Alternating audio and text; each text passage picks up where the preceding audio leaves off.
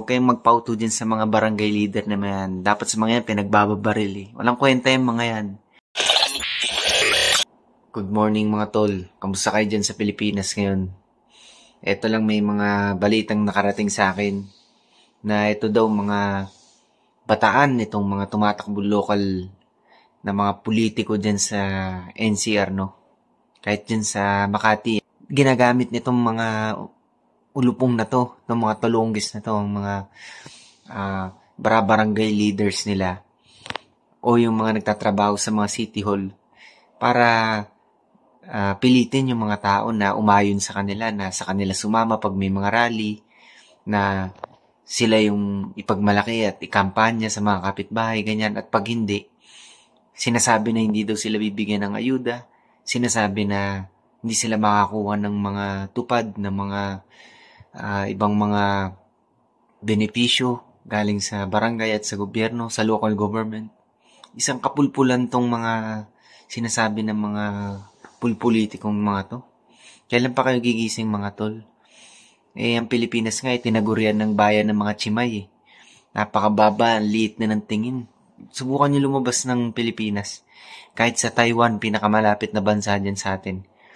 Tingnan nyo kung gaano kaliit ang tingin sa inyo ng mga tao. Sa atin. Ang pangit, no? Nakakadiri. Tanimbala sa kaliwat kanan. Kidnapan dyan, kaliwat kanan. Mga patayan, mga korupsyon. Mula sa pinakamaliit na sangay ng gobyerno hanggang sa malalaking ahensya. Ay nako, nagkakautang-utang na kayo. Pati mga kakilala at mga kaibigan kong umutang-utang sa akin na hindi ko naman din pinagbibigyan. Paano, hindi kayo namumulat eh. Lagi na lang kayong umaasa sa mga ayuda dyan sa mga barangay nyo. One time, big time, lagi nyong gusto. Yung mga vote buying na binibigay ng mga politiko na yan. Natutuwa kayo sa mga 2,000, 3,000, 5,000. Pero hindi kayo nakukonsensya yung mga anak nyo pwedeng maging mga drug addict. Pwedeng ma-rape. Pwedeng maging mga chimay din. Pwedeng maghirap o makagawa ng masama dahil sa kahirapan.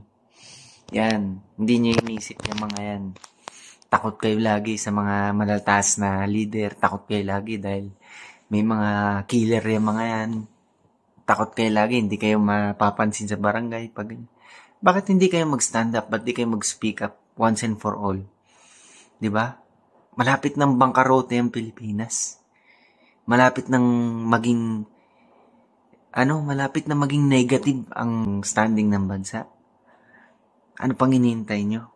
Gusto nyong ma-experience pa ng mga apo nyo, ng mga anak nyo, mga pinaplano nyong mga anak, yung ma-ridicule sila ng mga taga-ibang bansa dahil kawawa at hinayaan nyo lang na maging ganyan ng mga pagpapatakbo ng mga leaders natin.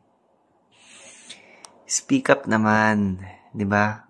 Simulan nyo dyan sa mga community nyo. Huwag kayong masyadong mambash ng mga Duterte na halimbawa, mga nasa Senado, yung mga makakiko pangilinan dyan. Oo, tanggap ko na, mga liberal talaga kayo. Ayaw nyo ng presidenteng nagmumura, sabi nyo dati. Sige, let it be. Tulad nung kanta. Pero, sana naman isipin nyo yung future ng mga kamag-anak nyo. Community nyo dyan sisimba-simba kayo tuwing linggo. May mga post kayo na Mother Mary, Jesus Christ, Father, Son, Holy Spirit kayo kunwari. Pero, yung mga local leader nyo dyan, doon kayo kumakampi. Alam nyo may mga batang mga drug pusher na malalaki. Mga tagapagpalaganap ng droga, protector. Dyan sa Makati, ganyan pa rin. Alam na yan. Subukan yung pumasok din sa Guadalupe Church, yung mga taong simbahan dyan, yung sa Prex. Alam nila kung sino yung taong demonyo na pulpolitiko. Kaya wag nyo nang ipagpawalang bahala to mga tol. Let's work this out. Tulungan tayo. Yan lang ang mensahe ko. Huwag kayong magpauto dyan sa mga barangay leader na yan. Dapat sa mga yan, pinagbababaril eh. Walang kwenta yung mga yan. Yan lang mga tol.